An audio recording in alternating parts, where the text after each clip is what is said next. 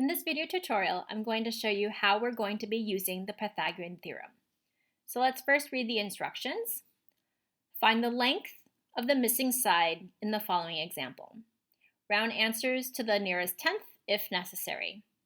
So let's review why we have to use Pythagorean theorem. You use it to find a missing side of a right triangle.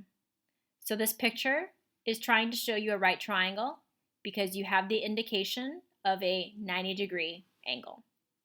We have one side, we have a second side, but we do not know the missing third side. In a previous tutorial, I did mention how do you identify the legs versus the hypotenuse. So the two sides that form the 90-degree right angle are considered the legs.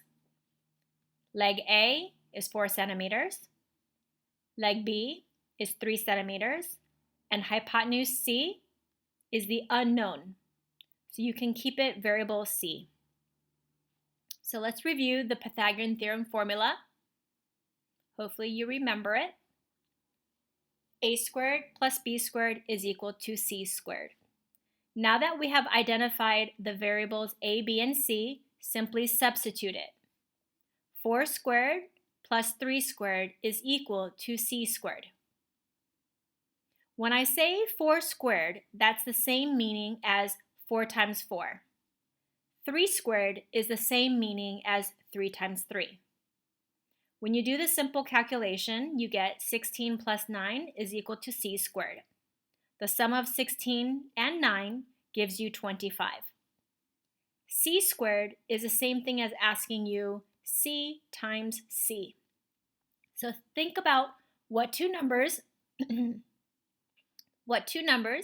multiplied together will give you 25. Hopefully that's an easy one for you to figure out. And don't forget to label.